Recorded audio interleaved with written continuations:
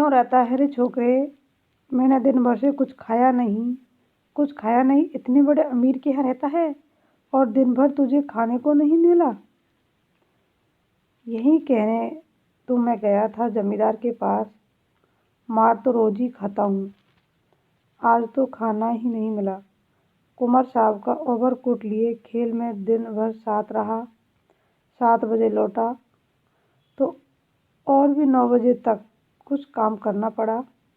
आटा रख नहीं सका था, रोटी बनती तो कैसे? जमींदार से कहने गया था। भूख की बात कहते कहते बालक के ऊपर उसकी दीनता और भूख ने एक साथ ही आक्रमण कर दिया और वह फिर हिचकियाँ लेने लगा।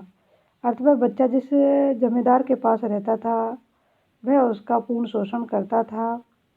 मन उसकी इच्छा होती तो खाने को देता, अन्यथा नहीं। तो इसी प्रकार से बच्चा बहुत ही छोटा था, वह भूख को सहन नहीं कर पाया और ज़ोर ज़ोर से रोने लगा। तो वह रोने लगा तो उसके रोने की आवाज़ शराबी को सुनाई दी और वह शराबी उसे अपने पास ले आता है और उसे पूछता है तो पता चलता है कि वह शोषण की अंतिम सीमा को भी पार कर चुका था। शराबी उसका हाथ पकड़कर घसीटता हुआ गली में ले चला। एक गंदी कोठरी का दरवाज़ा ढकेलकर बालक को लिए हुए वह भीतर पहुंचा। टटोलते हुए सलाई से मिट्टी की डिबरी जलाकर वह फटे कंबल के नीचे कुछ खोजने लगा। एक पराठे का टुकड़ा मिला। शराबी उसे बालक के हाथ में देखकर बोला, तब तक तू इसे चबा, मैं तेरा गड़ा भरने के लिए कुछ और ले आऊं। सुनता है रे छोकरे, रोना मत, रोएगा तो खूब पिटेगा। मुझसे रोने से बड़ा बैर है पाजी कहीं का, मुझे भी रुलाने का है। अर्थात शराबी का हृदय परिवर्तन हो जाता है और वह उसके प्रति संवेदना व्यक्त करते हुए उसे खाने के लिए कुछ देता है। शराबी गली के बाहर भागा। उसके हाथ में 1 रुपया था। बाहर आने का एक देसी अद्दा और 2 आने की चाय और 2 आने की पकौड़ी, नहीं आलू मटर, अच्छा नहीं सही चारों ओर जाने का मांस ही ले लूँगा। पर वह छोकरा अर्थात उसका विभिन्न भिन्न चीज़ों को खाने पर मन ललचा, पर वह अपने आप पर नियंत्रण रखता है क्योंकि उसकी निगाह में वह भूखा बालक बैठ जाता है।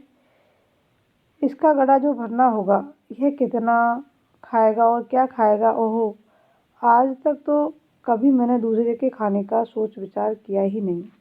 अगर वो कहता है कि आज तक मैंने दूसरे के खाने के बारे में कभी सोच विचार नहीं किया, यह पहला दिन है कि जब मुझे किसी बच्चे के ऊपर इतनी संवेदना आ रही है। तो क्या ले चलूँ? पहले एक अद्दा तो ले लूँ। इतना सोचते सोचते उसकी आंखों पर बिजली के प्रकाश की झलक पड़ी। उसने अपने को मिठाई की दुकान पर खड़ा पाया। वह शराब का अद्दा लेना भूलकर मिठाई पूरी खरीदने लगा क्योंकि वह बच्चा भूखा था और उसके पेट की आग को उसको शांत करना था। नमकीन लेना तो नहीं भूला। पूरा 1 रुपये का सामान लेकर वह दुकान से हटा। जल्द पहुंचने के लिए एक तरफ से दौड़ने लगा। अपनी कोठरी में पहुंचकर उसने दोनों की पात बालक के सामने सजा दी। उसकी सुगंध से बालक के गले में एक तरावट पहुंची और वह मुस्कुराने लगा। अर्थात जो शराब के लिए पैसे उसे मिले थे, 7 दिन से उसने नहीं पी थी, उन पैसों का भी वह उस बच्चे के लिए खाना ले आता है। शराबी ने मिट्टी की गगरी से पानी उड़ेलते हुए कहा, नटखट कहीं का, हंसता है, सौधी बास नमक में पहुंची न, ले खूब ठूस कर खा ले। और फिर रोया कि बेटा, अरे तुम्हें जितना खाना है खा ले, लेकिन तुम रोएंगे नहीं।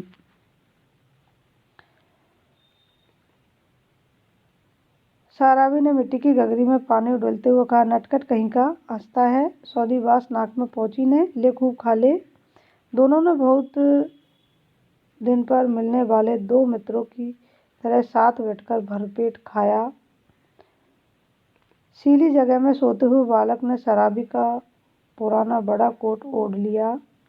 जब उसे नींद आ गई तो शराबी भी कंबल तानकर बड़बड़ाने लगा, सोचा था आज 7 दिन भर पेट भर कर पीऊँगा, 7 दिन बाद पेट भर कर पीऊँगा, लेकिन ये छोटा सा रोना पाजी ने जाने कहाँ से आ दमका।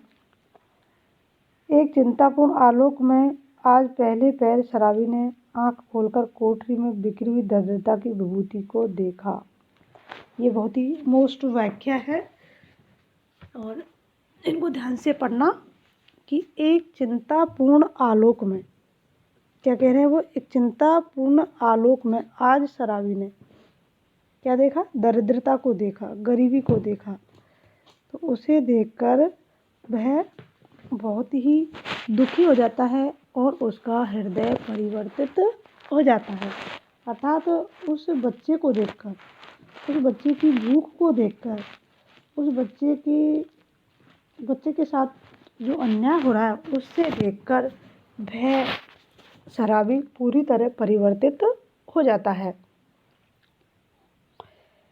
इसलिए वो कहता है कि दरिद्रता की विभूति को देखा और देखा उस घुटनों से ठुड्डी लगा हुआ निरीह बालक को। उसने तिल मिलाकर मन ही मन प्रश्न किया, अर्थात उस बच्चे को देखा जिसे पेट की आग को शांत करने के लिए भोजन भी नसीब नहीं हो रहा था। तो वह मन ही मन सोचने लगा कि किसने ऐसे सुकुमार फूल को कष्ट देने के लिए निर्दयता की सृष्टि की, कि ऐसा कौन है। अर्थात वह अपने आप से सवाल करता है कि ऐसा कौन है, ऐसा कौन निर्दयी है जिसने इस सुकुमार फूल को भी कष्ट देने के लिए इतना निर्दयी हो गया। आहारी नियति, फिर भी नियति पर प्रश्न करता है, तब उसको लेकर मुझे घर वारी बनना पड़ेगा क्या। अर्थात उनसे पूछता है कि क्या इसको लेकर मैं घरवारी बनूं, अर्थात गृहस्थी बनूं। दुर्भाग्य, जिसे मैंने कभी सोचा न था। मेरी इतनी माया ममता जिस पर आज तक केवल बोतल का ही अधिकार था, अर्थात आज तक मुझे यदि किसी से प्रेम था तो वह शराब से था। आज ये पहला दिन है कि इस बच्चे के ऊपर मुझे इतनी ममता आ रही है।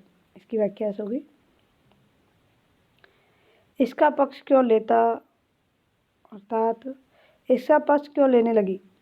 इस छोटी सी पाजी ने मेरे जीवन के लिए कौन सा इंद्रजाल रचने का बीड़ा उठाया है। अर्थात छोटे से बालक ने मेरे जीवन को पूर्णतः परिवर्तित कर दिया है, मेरे जीवन में ममता का संचार कर दिया है, मेरे जीवन में गृहस्थ जीवन जीने की लालसा उत्पन्न कर दी है। तब क्या करूं, कोई काम करूं। तो वह सोचने लगता है कि मैं कोई काम करूं ताकि मैं इस बच्चे का पेट तो पालन कर सकूं। कैसे दोनों का पेट चलेगा, नहीं भगा दूं इसे। आँख तो खोले। बालक अंगड़ाई ले रहा था, वह उठ बैठा। शराबी ने कहा, ले उठ, कुछ खा ले, अभी रात का बचा हुआ है। अपनी राह देख, तेरा नाम क्या है रे। बालक ने सहज हंसी हंसकर कहा, मेरा नाम मधुआ है। इसलिए इस कहानी का नाम मधुआ पड़ा। इस बालक को केंद्र में रखकर ही इस कहानी का नाम मधुआ रखा गया। भला हाथ मुंह भी न धोऊं, खाने लगूं और जाऊंगा कहाँ। कहाँ बताऊं इसे कि चला जा, कह दूं कि भाड़ में जा। किंतु वह आज तक दुख की पट्टी में जलता ही तो रहा है। तो वह चुप घर से जल्लाकर सोचता हुआ निकला।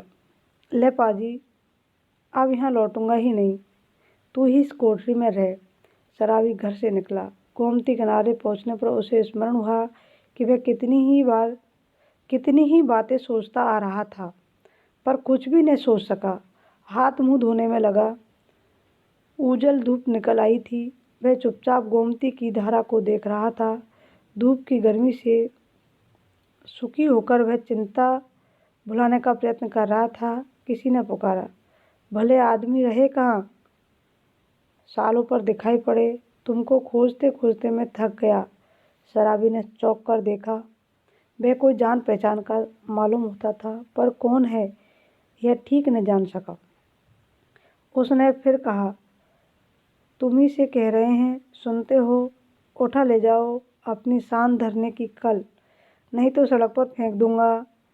एक ही तो कोठरी जिसको मैं 2 रुपये किराया देता हूँ, उसमें क्या मुझे अपना कुछ रखने के लिए नहीं है। ओहो राम जी, तुम वो भाई मैं भूल गया था। तो चलो आज ही उसे उठा लाता हूँ। कहते हुए शराबी ने सोचा, अच्छी रही, उसी को बेचकर कुछ दिनों तक काम चलेगा। गोमती नहाकर रामजी पास ही अपने घर पहुंचा और शराबी की कल देते हुए उसने कहा, ले जाओ, किसी तरह मेरा इससे पिंड छूटे। बहुत दिनों पर आज उसको कल ढोना पड़ा। किसी तरह अपनी कोठरी में पहुंचकर उसने देखा कि बालक बैठा है। बड़बड़ाते हुए उसने पूछा, क्यों रे, तूने क्या कुछ खा लिया? नहीं, भरपेट खा चुका हूँ।